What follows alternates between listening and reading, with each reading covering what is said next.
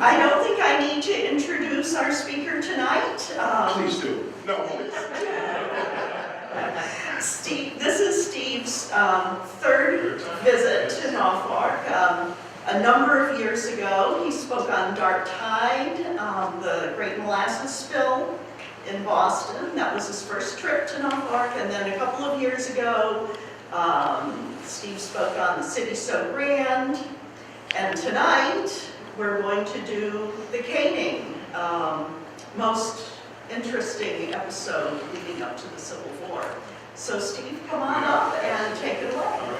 Thanks. So I was joking with Robin, we were going back and forth on email, and she had originally said to me, you know, I ask everybody that I speak at, every place I go, they send me an email that kind of summarizes everything, you know, what time to be there, you know, what's the book, et cetera, et cetera. So she sends back the email and it says, you will be speaking on the canning. She's got two N's in the name, and I said, make sure these people know it's not jellies and jams and vegetables, you know. It's just, so she said, oh, I corrected that typo right away, so I was glad to see that. Very concerned when I saw that, so glad to see it. I see a few of you with books. Have some of you read the book? People, a couple? Oh, good. You're in the process? Great. Okay, good. Excellent. Glad to hear it. I found this incident really, really amazing when I was doing the research. I call this incident, I guess, the no turning back point on the way to the Civil War. So people will say, well, is it the cause of the Civil War? No, we know slavery is the cause of the Civil War. We know sectional differences and tariffs, and there's a million causes of the Civil War, slavery being the biggest and the most important. What this incident is, the way I position this incident, is I think it's the no turning back point. It's the incident that makes compromise, further compromise, impossible. It takes the slavery debate from what I would call an academic, intellectual, political debate, certainly sometimes heated political debate, no question about that, and kind of transforms it into this really gut-wrenching, emotional debate from which there is no return. So that's kind of how I position the caning. And it's interesting to me, it's a 60 to 90 second incident. Okay, think about this. On May 22nd, 1856, for those of you who have not read the book, United States Senator from Massachusetts, Charles Sumner, is almost literally beaten to within an inch of his life on the Senate floor in Washington, D.C. by South Carolina Congressman Preston Brooks shortly after lunchtime. That's the box we're talking about. It's this 90-second incident that I think has these profound implications. It begins this domino effect, I think, this no turning back domino effect. And I think everything that happened prior to the caning almost led to it. The way it just kept, you know, motoring along until that day when Brooks loses it on the Senate floor. So that's kind of the way I kind of like to set the thing up. And when I was doing the research on this book, really interesting, two very interesting, complex characters. Charles Sumner, Preston Brooks. Charles Sumner is very much a Boston guy, a Massachusetts guy, Harvard guy, a lawyer, and a vowed anti-slavery man from very early in his life. And for about 25 years, let's say from the late 1840s until he dies in 1874, Charles Sumner is the strongest, clearest, most unwavering anti-slavery voice in America. It's not Lincoln, it's not Garrison, it's really Sumner. So we have to give him great credit for that. He certainly was that. On the other hand, you know, historical figures are regular human beings, right? On the flip side, from a personal standpoint, Charles Sumner, not a very nice guy. Kind of arrogant and condescending and imperious, had very few friends, and the friends he did have could only take him in small doses. You know, we all have friends like that. Charles was that friend. Had almost no relationship with his family, was a humorless guy, found it very, very difficult to develop alliances in a business politics where alliances are very, very important.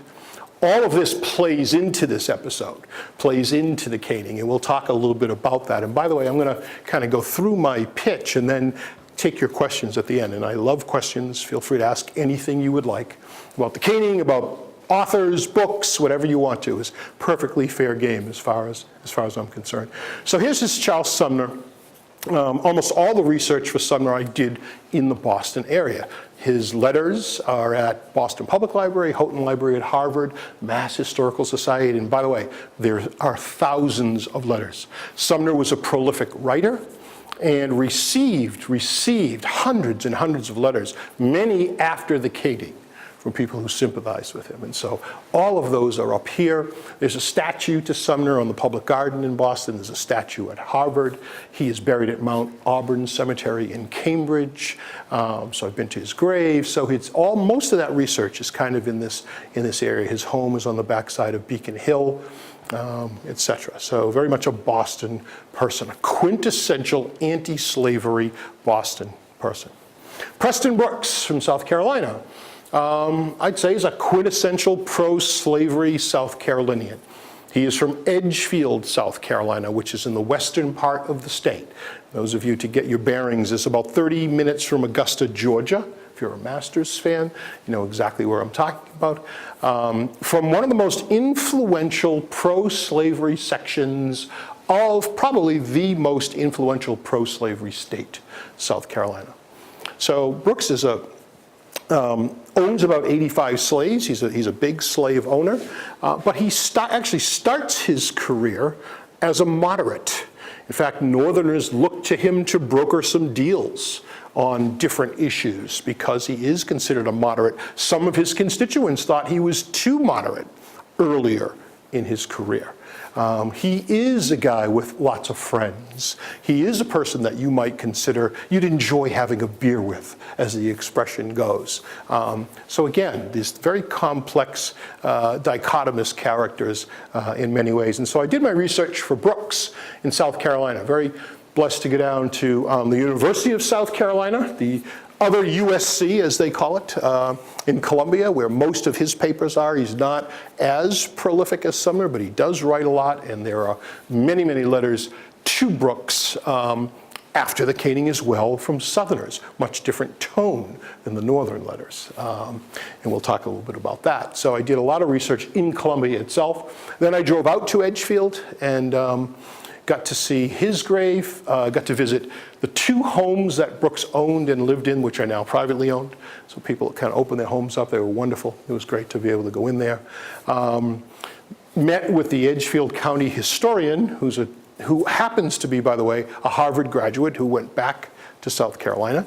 And he's a businessman. He owns the Edgefield Town Grill.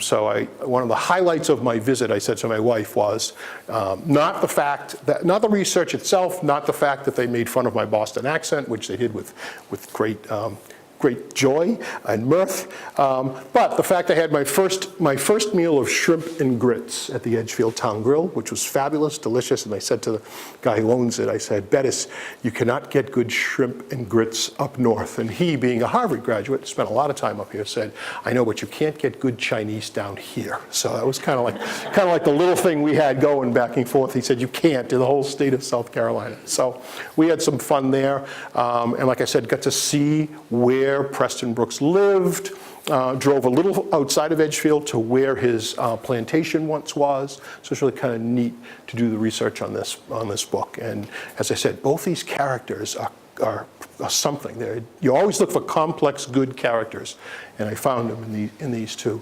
And the other thing that the research, I think, did for me, as I'm going through it and I'm reading the debates and all the congressional stuff, is, there's all this talk today about, how partisan things are and how polarized we are. And, the famous question, anytime you're in the middle of it, right, you always think it's the worst or the biggest or the best or the, and the question is this the most partisan we've ever been? And of course, it is not. So the most partisan we've ever been, I think, without question, is the 1850s, the run-up decade to the Civil War, the most partisan, polarizing decade in American history. I don't think there's any debate, any way to debate that. And as I'm going through those debates, and as I'm going through some of the back and forth, north and south, I'm thinking the stuff that kind of polarizes us today, or that's partisan today, not that they're not important issues, but they're issues like, who should pay what taxes and how much, and what do we do about immigration, and, what do we do about government spending and the debt, et cetera. Important stuff, certainly. But back then, the debates on the floor of the United States Congress were questions like, should one man be able to own another, right? Should one man be able to buy another? Should one man be able to sell a husband to one owner, a wife to a second owner, and their children to a third owner? Right, those are some of the debates that were going on the congressional floor at this time. Are blacks people or property? How do we define them? And so when I think about it, it just seems like today's issue should be manageable to me. At least I kind of came out of that a little bit optimistically, thinking today's issue should be manageable. When you looked at this slavery issue is such a profound issue that was being debated in the 1850s. So that's part of what comes out to me during the research, and we can talk a little bit about that later as well. So I always like to kind of get into this topic and bring us up to the caning with a look at the 1850s. So what changes in the 1850s? I mean, America had been compromising on the issue of slavery literally since her founding, right? The original draft of the Declaration of Independence, Thomas Jefferson's original draft, has a paragraph in there decrying slavery. It gets taken out. It gets taken out during the discussions about the Declaration. During the Constitutional Convention in 1787, that hot Philadelphia summer, right? There's lots of debate about slavery from the delegates. They're all debating how much we should put in slavery, what should we put in the Constitution about slavery. And at the end, in September, on September 17th, when it's finally ratified, right, there's nothing in the Constitution. Big concerns among the delegates that had there been anti-slavery language in the United States Constitution, maybe the Virginians wouldn't have ratified. Maybe the South Carolinians wouldn't have ratified. Maybe the Georgians wouldn't have ratified. Maybe there'd be no Constitution. Many of the founders believed slavery would die its own death within 10 or 20 years, a decade or two. And so they make this compromise during the Constitutional Convention to not mention it and assume that it would die its own death. That Eli Whitney, by the way, makes that out of the question in 1826 when he invents the cotton gin. So keep that in mind. But then later on, small compromises on slavery going on in the early 1800s, and then the really big compromise, the first gigantic compromise on slavery, takes place in 1820, the Missouri Compromise. By the way, I'll be talking about a few things tonight that you used to go home to your folks and say, why do I need to know this in history? It's kind of like that. Why do I need to know about the Missouri Compromise? Yes, to understand that whole slavery issue, you do. So the Missouri Compromise, very, very convoluted compromise that Congress comes up with. It basically says everything south of the very famous 3630 parallel, everything south of that, slavery would be permitted. Everything north of that, slavery would be prohibited, except in one state, Missouri, which is almost totally north of the 3630 parallel. So think about that. So slavery would be allowed in Missouri. And by the way, to balance things off, we will take a large chunk of the state of Massachusetts and create a brand new free state, just to balance off. And that free state would be called Maine. Yes, Maine. So wow, what a strange compromise, the compromise of 1820, but it kind of works. It kind of maintains that fragile truce between North and South on the subject of slavery. And as we go into the 30s and 40s, right, the great compromise senators play a big role, and you know them. South Carolina's John C. Calhoun, Kentucky's Henry Clay, the great compromiser, and Daniel Webster of Massachusetts. They sort of keep a lid on this tinderbox as we go into the late 40s and around that period of time. So there's arguments and there's debates, but there's a tamp on things. There's reasonableness, there's discussion, there's compromise going on in that issue of slavery. And then the 1850s come. And I think there are two main occurrences in the 1850s that begin to change the game, that lead ultimately to the caning, but change the game in the 1850s, make it very, very difficult for compromise to take place. The first is something that occurs right in 1850, a compromise from Congress called, creatively enough, the Compromise of 1850. Very, very important compromise in American history. And one of the largest pieces of that compromise, the most important piece of that compromise, is a very tough, very restrictive fugitive slave law. Now, the Fugitive Slave Law is put into place, and again, in history, there aren't always neat connections. There are sometimes odd things that happen that affect other things that are almost seemingly unrelated. Fugitive slave law is one of those things. The Compromise of 1850 comes about when gold is discovered in California. Seems pretty amazing. Gold is discovered in California. Thousands of people go west to the gold rush in late 1848 and early 1849.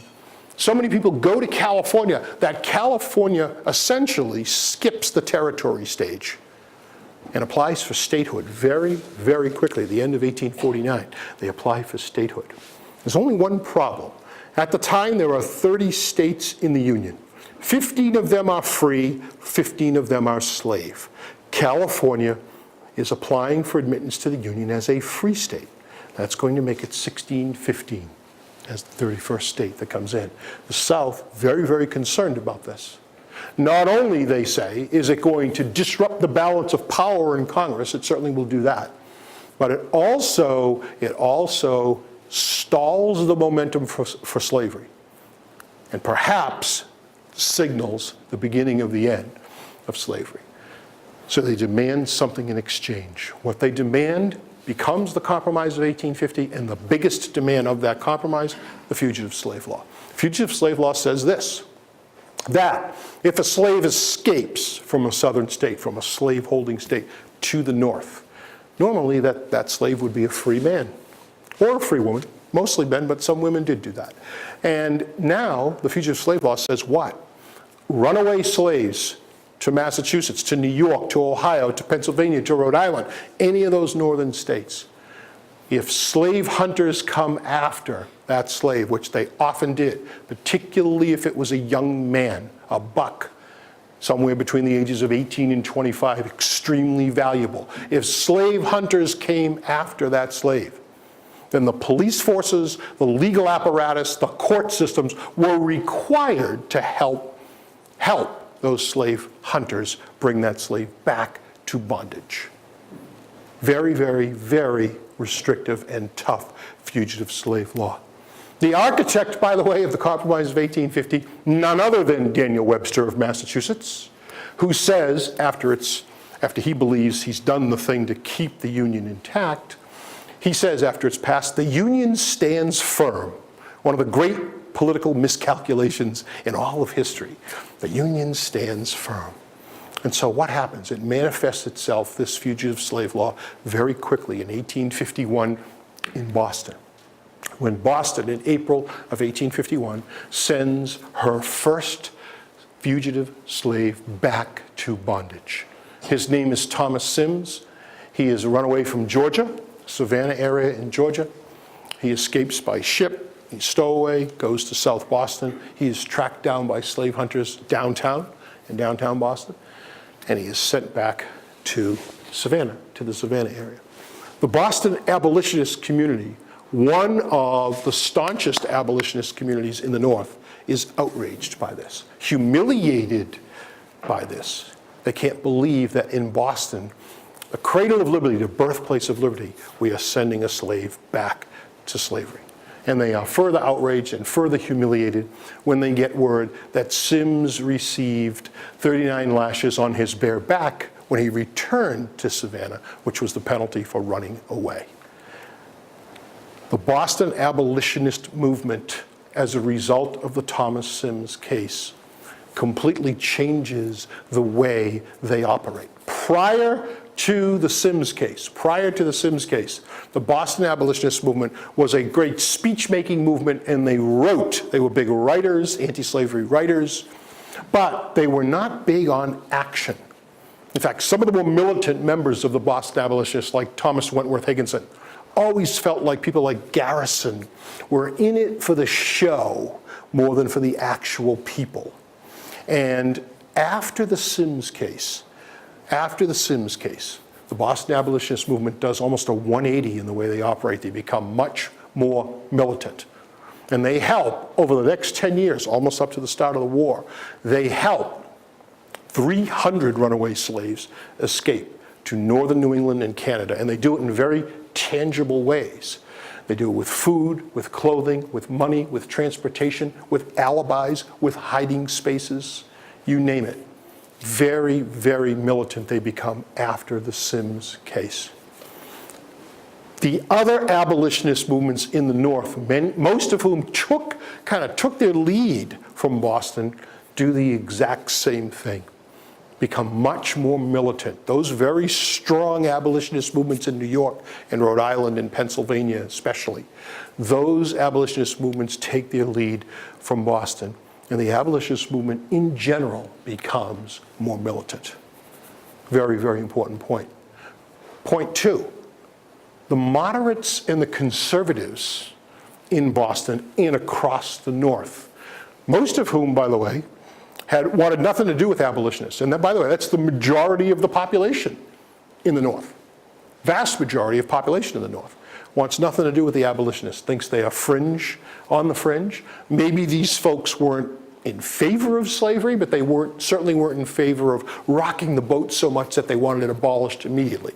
Maybe they didn't want it expanded, but many of them in Boston, in Massachusetts, in Rhode Island particularly, in the textile mills that are not far from where we are today, used as their main raw material, right?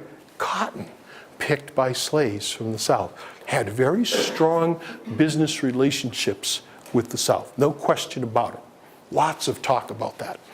Lots of talk from the Southerners on the hypocrisy of the North on that very issue, by the way. Those folks, those moderates, become very uneasy with the Fugitive Slave Law. They are very uneasy with sending a slave back to bondage. It is one thing not to be supportive of outright abolition. It's another thing about sending a slave back to slavery. They become very uneasy.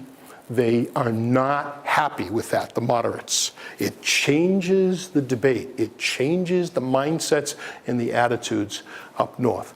Very, very important point on the Fugitive Slave Law. The other thing it does, shortly after Sims is sent back, Daniel Webster has already become Secretary of State, and his Senate seat opens up. And now this was the time when average voters did not directly elect the Senate. The Senate is elected by the legislatures at this time.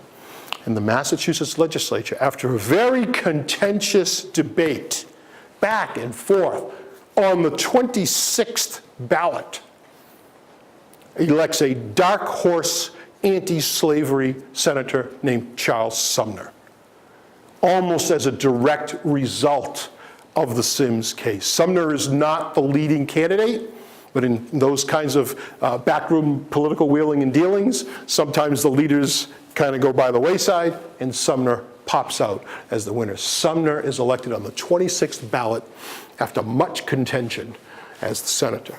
So very important implications that the Fugitive Slave Law has. Keep that in mind. The other big event that is the game changer in the 1850s is, in 1854, the Kansas-Nebraska Act. Very, very important, the Kansas-Nebraska Act. What's happening here? Nebraska and Kansas, territories, want to apply for statehood soon. And Congress is debating about that. How's that going to all work? And another northerner, this time a senator by the name of Stephen Douglas, comes up with a compromise for Kansas-Nebraska. And what is that compromise? Douglas says, forget this 3630 parallel thing, forget this Missouri Compromise thing. How about this? How about we allow the territories of Nebraska and Kansas to vote on whether they want slavery or not? He called it popular sovereignty. That was the phrase that stuck, still sticks today, still in every history book today. Popular sovereignty.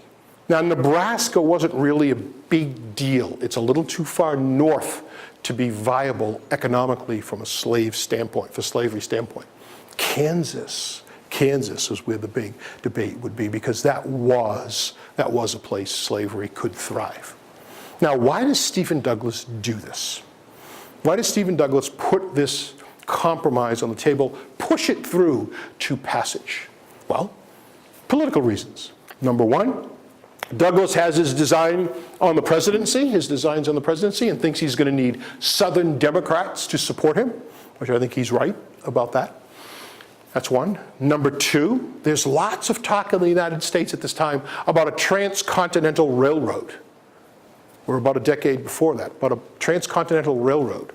And Douglas wants a northern route, and he wants the eastern terminus of that railroad to be in Chicago, his home state. The South wants the eastern terminus of that railroad to be in St. Louis. And so Douglas is doing this as a way, as a bone to throw to the South for when that railroad comes. Now, the North is outraged over this popular sovereignty idea. Totally outraged. Stephen Douglas totally miscalculates the reaction in the North.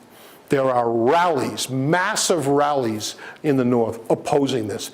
Douglas is hanged in effigy in many of these rallies in the North. In fact, Douglas himself says at one point that he believed he could find his way home at night from Washington, D.C. to Illinois by the light of his own burning effigies. He says it himself. I thought, today we call that what? Low favorability ratings. That is definitely, and he's a very aware guy that he has miscalculated this. So the North is outraged. The South very pleased with this popular sovereignty idea. Why? Because they think they can send enough people to Kansas, essentially to stuff the ballot box and make Kansas, that pivotal Kansas, a slave state. And in fact, that's just what they do. That's just what they start to do. Hundreds of Southerners come across the border from Missouri. They are called border ruffians.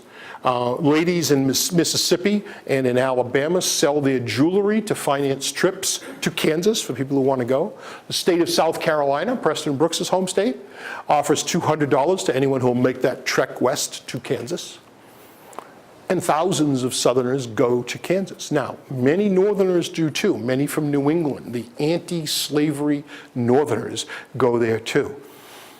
And Kansas becomes a center of violence. It becomes the center of the slavery debate in the United States in early 1855, basically. It's not Washington, it's not South Carolina, it's not Massachusetts, it is Kansas. There are murders, there are riots, there is mayhem, there's property destruction. Lawrence is sacked, Topeka is sacked.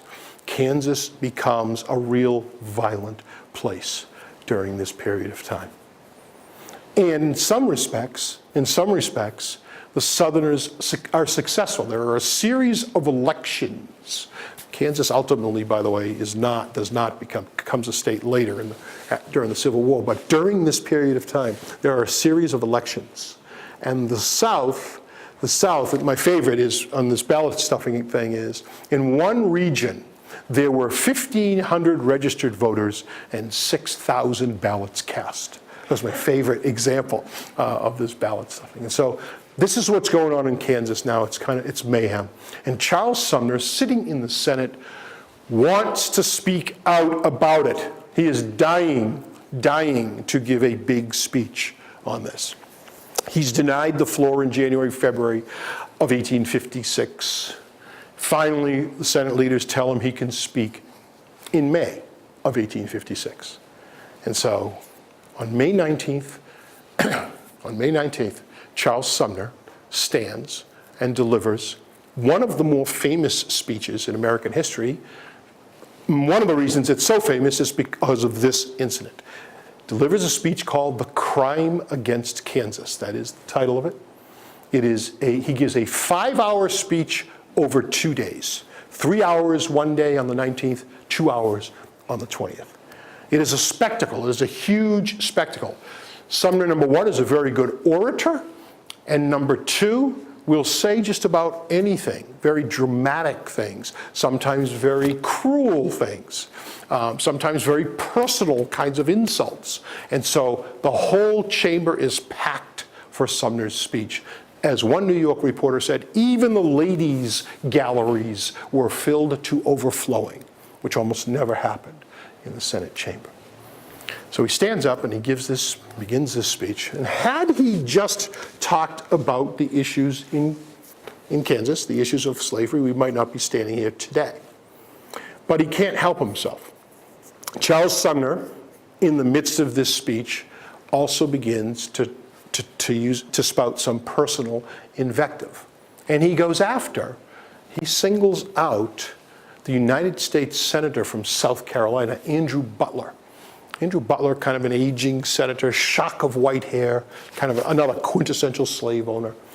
And Sumner singles him out because of where he's from, the state he's from. And unfortunately, Butler's not in the chamber. Why? He's home recovering from a stroke. And the stroke had left his face partially paralyzed.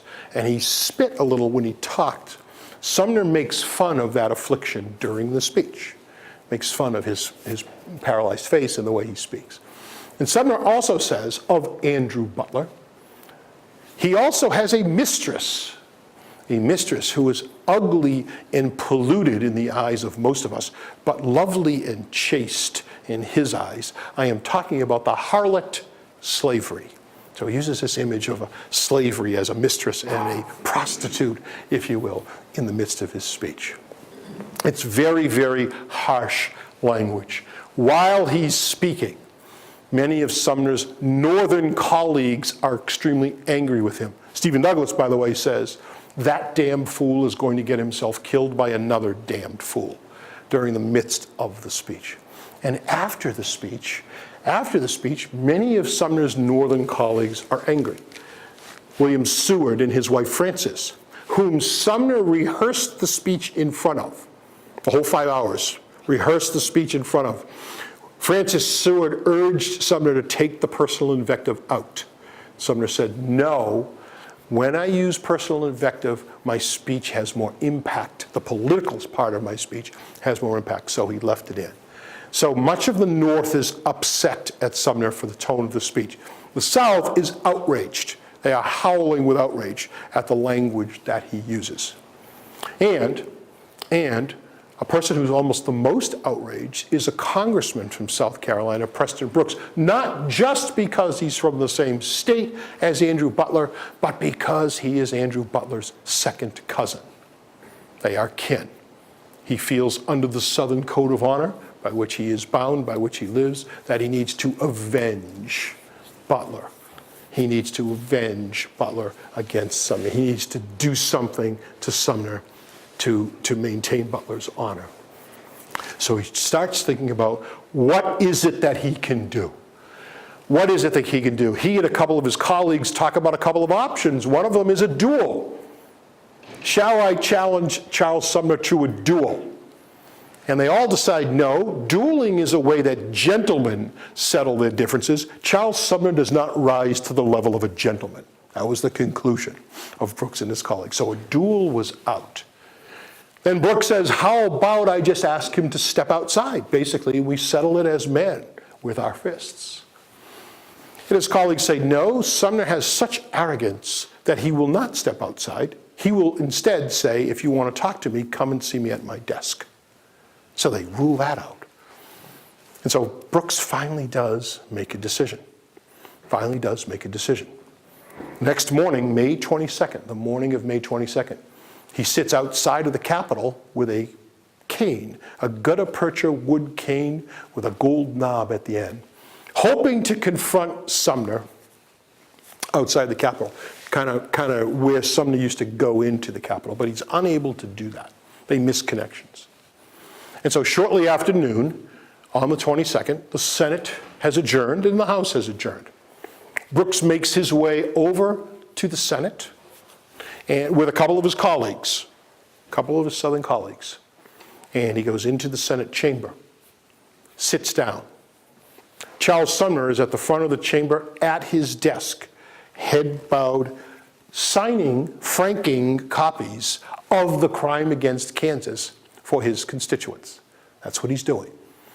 He's at this desk. This desk is bolted to the floor, one of those old-fashioned desks that's bolted to the floor. He's tucked up under that, his legs underneath. He's a big guy. He's a little over 6 feet. And he's tucked under that desk, signing. Brooks sits down because there's a lady in the chamber. The lady is talking to the sergeant at arms. Brooks does not feel he can do what he came to do with a woman in the chamber. So she finishes her conversation, it's about 10 minutes, and leaves. Brooks stands up, walks down the center aisle with his cane. Sumner, head still down, totally oblivious to Brooks's approach. Brooks comes up to Sumner and says, Senator Sumner, raises his cane and says, I have read your speech over twice. It is an insult to my state and to my kin. Sumner's kind of looking up as he's speaking, and with that, Brooks comes down as hard as he can on Sumner's head with his cane. Sumner's head immediately bursts into blood. He's blinded by his own blood on the first blow, and at that point, Brooks just seems to lose it and begins to beat Sumner again and again and again with his cane. Sumner is trying to get out from under the desk.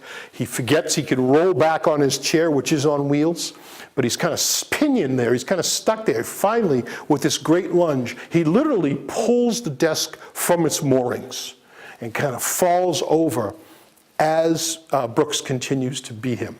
Brooks grabs him by the lapel and continues to beat him. Later, Brooks said, I gave him 30 first-rate stripes. Every one of them went exactly where I intended, and by the end, he was bellowing like a calf. There are a couple of moments, one moment actually, when a northern newspaperman tries to come forward to help Sumner. Brooks's colleagues tell him to stand back and let them go at it. And Brooks continues to beat Sumner until his cane is shattered. He's basically holding the knob of the cane. Sumner is covered in his blood, his own blood. And finally, one of Brooks's colleagues comes and pulls Brooks away and says, stop, do not kill him.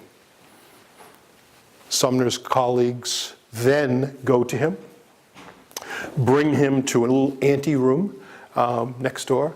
They are able to clean the blood off, clean him up a little bit. He is taken to his lodgings in Washington where a doctor is summoned, and a doctor does a kind of a cursory stitches on the wound in his scalp. And Sumner, just before he loses consciousness, says, I did not think such a thing was possible. Lots of talk later about why nobody came to Charles Sumner's aid while he was being beaten. Part of that friendship thing, he had no real friends in the Senate. Nobody that would get in front of, at least, a crazy Southern congressman with a cane. So Sumner is really beaten with actually no help. And then later he is brought to his quarters. News of the caning goes across America like a brush fire. Now think about this, there are 3,000 newspapers in America. Almost everybody reads one at this time. The telegraph, which was invented just 12 years earlier, has made that possible. So news of the caning spreads across the country. It's on the front page of virtually every newspaper. And the tone of the coverage, quite different, north and south. In the north, there is outrage. Even the people who are upset at Charles Sumner's speech, at the tone of Charles Sumner's speech, are outraged at what happened to him. They view it as a free speech issue. Yes, you are allowed to say something, even if it's stupid, without being beaten near half to death. That's the argument of a lot of the Northerners. Even folks who were not big Sumner fans, right, came down with this kind of an opinion. That's the opinion that they had. And they felt that maybe compromising on the issue of slavery would now be impossible. If this is the Southern reaction, that's the Northern reaction in the press and in a lot of letter writers to Sumner including children. Many children write to him. In the South, the reaction is the complete opposite. Almost, not totally, but almost universally opposite. Preston Brooks receives letters of congratulations. Almost every editorial glorifies him. He receives hundreds of canes from Southerners as gifts, many of them inscribed with the words, "Hit him again." Very, very different kind of reaction from the South. And things start happening almost immediately as a result of the caning. The very next day, there's a man by the name of John Brown who's out in Kansas, anti-slavery man out in Kansas, who hears about Sumner's beating by telegraph. And as his son says, once he heard about that beating, he went crazy. And on May 24th, he and his sons, and a couple of others who were part of his band, very gruesomely and very savagely murder 5 pro-slavery men in Pottawatomie, Kansas. Very gruesome. They pull them out in the middle of the night from their homes. They amputate arms and they use knives and hatchets and all of that. And John Brown, the mad abolitionist, is born almost as a direct result of the caning. The South gets word of John Brown's murders in Kansas, and they also change their opinion of abolitionists. No longer are abolitionists just people who want to destroy the Southern way of life by abolishing slavery immediately. They are actually violent madmen who are capable of murder. And so it changes that whole debate. That gulf continues to widen.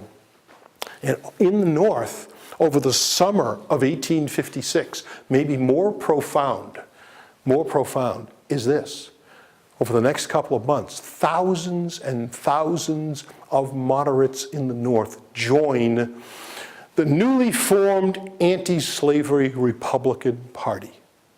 Now, this is a party that's only been in existence for about 18 months in some states, 9 months, as little as 9 months in other states. And yet, the very first candidate they put up for president in 1856, John C. Fremont, almost wins the presidency. He loses to James Buchanan, but he almost wins the presidency without a single Southern electoral vote. He loses a few northern states, but the South sees very clearly what?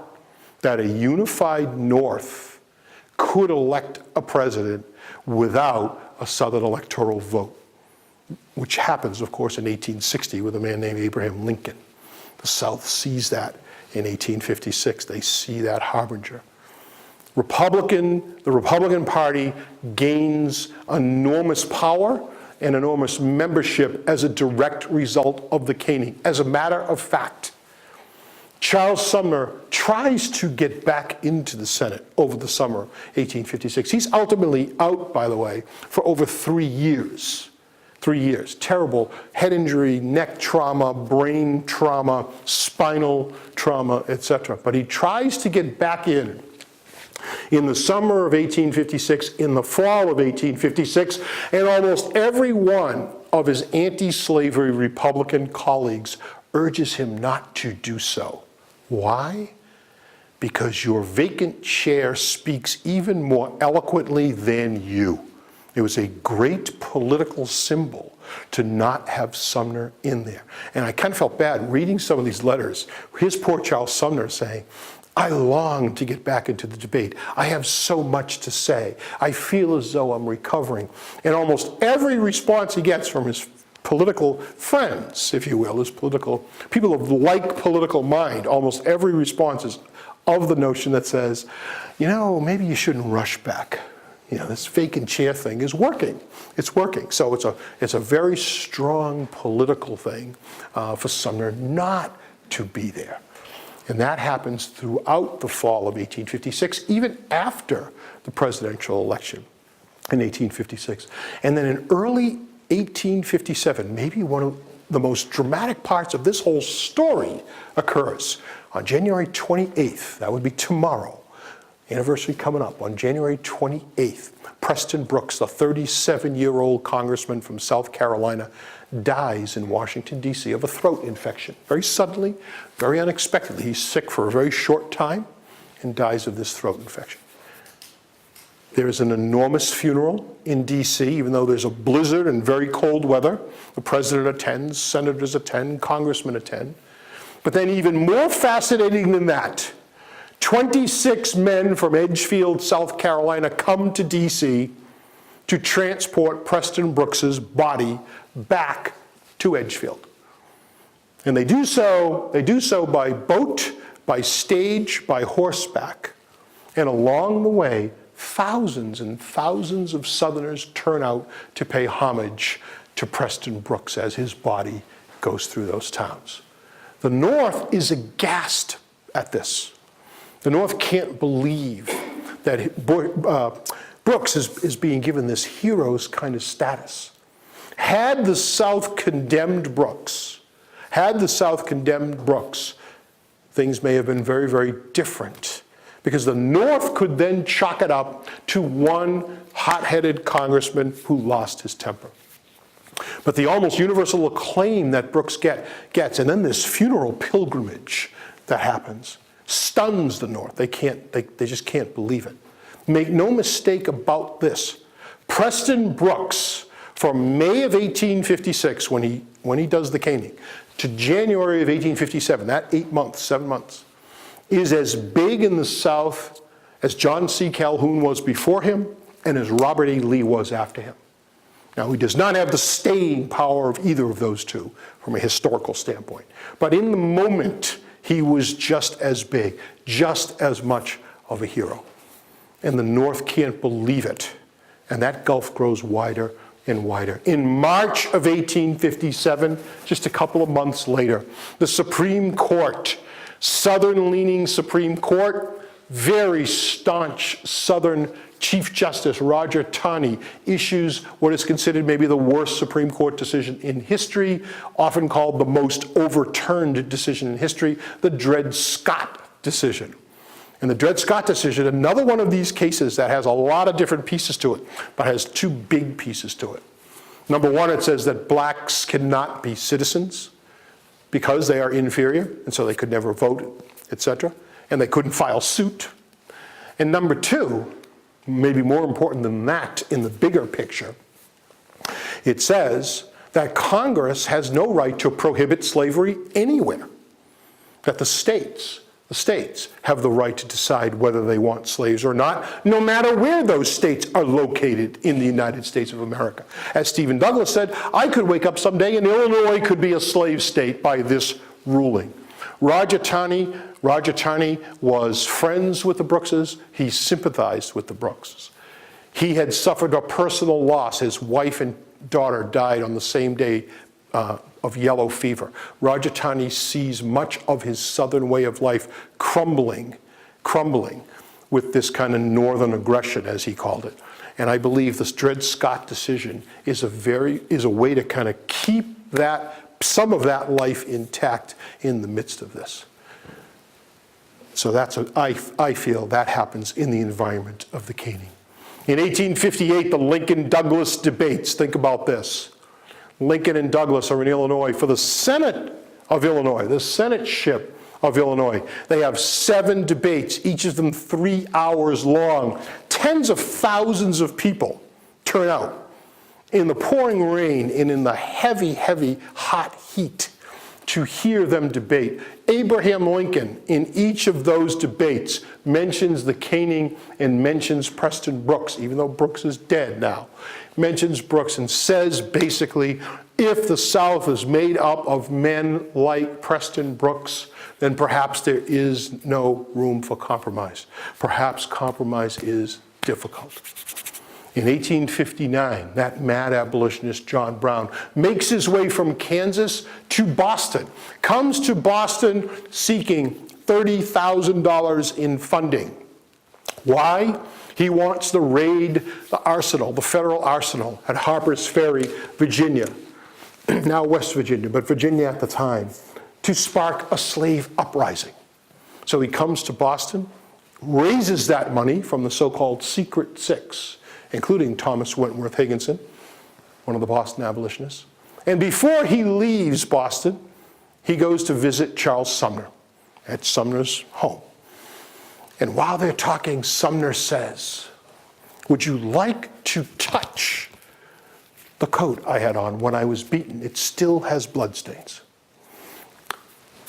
And John Brown says, "Yes, I would." And they go to the closet, and Brown touches the coat, and later he says, "It was as though I was touching the hem of the garment of a martyr." A lot of martyr kind of talk here of Sumner. And then John Brown goes. His raid is a complete failure, and he is captured and he is hanged in 1859. In December of 1859, becomes something of a martyr himself in the North, particularly to the abolitionists, but even by this time, some of the moderates. That happens in 1859. And then in 1860, of course, Abraham Lincoln does win the presidency, and almost about 2.5 weeks later, the very first southern state, South Carolina, secedes. And the rest of the southern states secede after that. And Fort Sumter is attacked in April of 1861. So the caning, my book, kind of ends with the attack on Fort Sumter, with the beginning of the Civil War. A couple other points, and then I'll get to your questions. Charles Sumner. What happens to Charles Sumner? Charles Sumner, as I said, misses about 3 years in the Senate. Tries to get back many times. I think he had tremendous physical ailments, and I also think he had a version of post-traumatic stress, because the few times that he got close to Washington, his pain always increased. Big problem. Went to Europe to try to recover and underwent these horrific, terrible treatments. One French surgeon claimed to have this breakthrough treatment and said one of the ways to cure pain or to alleviate pain of one's spine is to apply open flame to that spine to relieve some of the pressure. Sumner undergoes excruciating fire treatments, as he calls them, several times when he's in France. Writes back with these very plaintive letters saying, I feel I'm getting better. Even though I have boils and suppurations on my back, I feel I am getting better. And at one point during this, the South accuses Sumner of shamming, of faking, to kind of milk this thing. And I always discount that, because I don't think anybody puts themselves through these treatments, these fire treatments, if they weren't really in pain. So he doesn't get back until 1860, June of 1860. He delivers one last speech called The Barbarism of Slavery. It is a very emotional, very pointed speech. He doesn't give much quarter. He's almost as tough with this language as he was in the Crime Against Kansas speech. But I think appropriately enough, it is really the last anti-slavery speech on the floor of Congress in American history. There are no major speeches in the summer of 1860, and after Lincoln is elected in the fall, of course, the South secedes. And slavery, of course, is over by the end of the Civil War. So it is the last anti-slavery speech in the United States Congress. Sumner is very, very instrumental in Reconstruction. He is not of the Abraham Lincoln malice towards none, charity to all school. He is of the opposite school. He is a very harsh Reconstructionist. The South really despises him maybe more after the war than before, if that was possible. He is very instrumental in passing the 3 big Reconstruction amendments to the Constitution. The 13th, which abolishes slavery. The 14th, which says the children of slaves born here would be citizens. And the 15th, which gives black men the right to vote. Very instrumental. After he dies, his body lies in state at the State House, Boston State House. 50,000 people file by. Enormous number of people file by to see his body lying in state. And again, kind of ironic, it's a Reconstruction government in South Carolina. The flag at South Carolina is lowered to half-staff in Sumner's honor. I'm sure most of South Carolina not happy with that, but it was a Reconstruction government, so I think in 1874, that's what they got. Point 2 of 3. People will say to me, would the Civil War have happened without the caning, do you think? So obviously those things are always hard to speculate on, but I will say this. I don't think it would have happened as fast. Now, it was almost 5 years. May of 1856 to April of 1861, it's almost 5 years. But I don't think it would have happened as fast. I think it would have been delayed. And with delay does come the possibility of compromise. Even with the Fugitive Slave Law, even with Kansas-Nebraska, there might have been the possibility of compromise. There is a school of historians that say slavery probably would have died its own death in the mid-1880s, late 1880s, because of technology changes, because of synthetic fibers instead of cotton. You know, cotton would no longer be economically viable, et cetera, et cetera. I think there's a good argument to be made for that. But again, hard to say. But I don't think it would have happened as quickly. Last point, what I found really interesting, the other thing I found really interesting during this research, is that almost every stereotype that Northerners have of Southerners today and that Southerners have of Northerners today, you can trace back not just to this decade of the 1850s, but I think to this incident. So the Northern stereotype that says Southerners are kind of rednecks and goobers, you name it, you give your name to it, is almost exactly what Northerners were saying about Preston Brooks after the caning. And Southern stereotypes that people from the North, and dare I say the Northeast, and dare I say Massachusetts particularly, are condescending and arrogant and impolite and impatient, is almost exactly what Southerners were saying about Charles Sumner. I found it fascinating when I was doing the research. And I always think when you know where stereotypes come from, it's not necessary that you overcome them, but you certainly can manage them a little bit. It's certainly good to know, I think. You can manage them a little bit better. So I always think that the caning had this profound impact on American history 150 plus years ago, continues, I think, to impact us in some ways today. So thank you very much.